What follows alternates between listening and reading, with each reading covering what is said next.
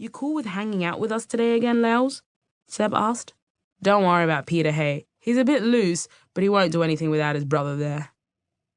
Yeah, right. I mean, are you guys cool with still being my mate? I mean, I am the new girl, and after everything that happened with Peter, I don't want to get you into trouble. Nah, don't worry. You're cool to hang with us. Layla sighed with relief, then remembered to ask, oh, by the way, did any of you have a copy of the video that Lisa took of the fight? If Layla could get her hands on that video, maybe she could show the principal that Peter did push her and she wasn't the only one at fault. Nah, no idea, mate. Sorry. Maybe ask some of the girls who take the bus. They might know her better. We don't hang out with girls, don't know if you noticed. Maybe you can be our token and help us get in with the other girls in class, be our spy. Seb laughed, so Layla laughed along with them, though she noticed Ethan was quiet, facing away from the group and looking down. Of course they'd expect me to help chat to the other girls. Layla sighed. If she was one of the boys, that came with the territory, she supposed. But did that mean she wasn't considered one of the girls worthy of being liked? Layla sighed again, and Ethan heard. His eyes met hers, gently. His mouth twitched, like he wanted to say something, reassure her or something. But then Seb pushed him and made another joke. The moment passed. What had Ethan wanted to say? Layla's heart hurt. Was this what it was like to grow up? Layla wasn't sure it was worth all the pain. This struggle is so real. As they walked closer towards the group of boys, Layla switched her attention to searching for that face. The face that she remembered as twisted and angry, but it was nowhere to be seen.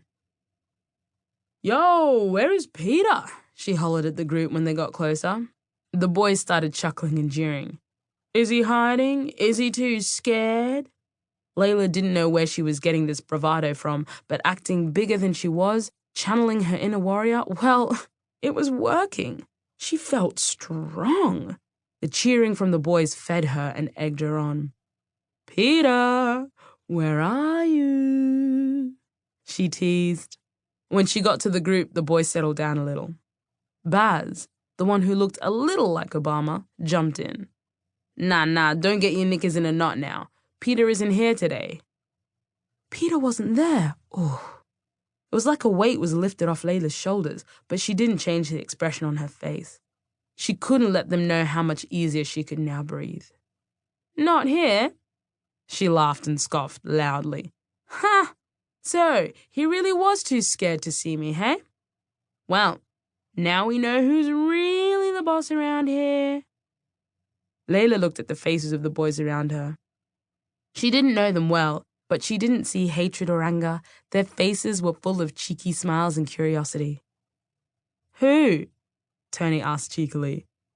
Oh, mate. Me, of course. Layla chuckled and pushed his shoulder good-naturedly.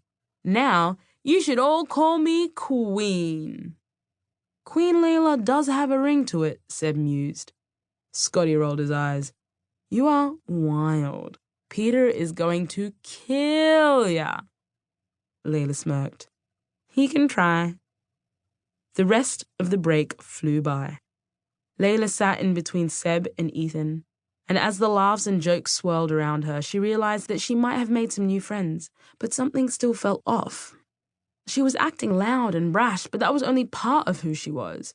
Would these boys still like her if they knew she was really a tree-climbing bejeweler? Or that she went to the mosque all the time? Or that she'd never been on a holiday, like a proper holiday? Trips back to Sudan don't really count because visiting the family was work. Her mother was always telling her that they weren't like other families. Just because other people do things doesn't mean we follow them mindlessly, she would often scold Layla when she asked about sleepovers or expensive theme park trips. We do what we think is important. Being different is the best way to be. Layla wasn't convinced, but she never won that argument. As she sat there, her mind distracted by these uneasy thoughts, she felt something on her arm, tickling her slightly. Annoyed, Layla absent-mindedly tried to brush whatever it was away, and then jumped as she realized it was Ethan, poking her. Oi, Queen Laels. Ethan had been trying to get her attention. You coming to this party on the weekend? Wait, huh? What are you talking about?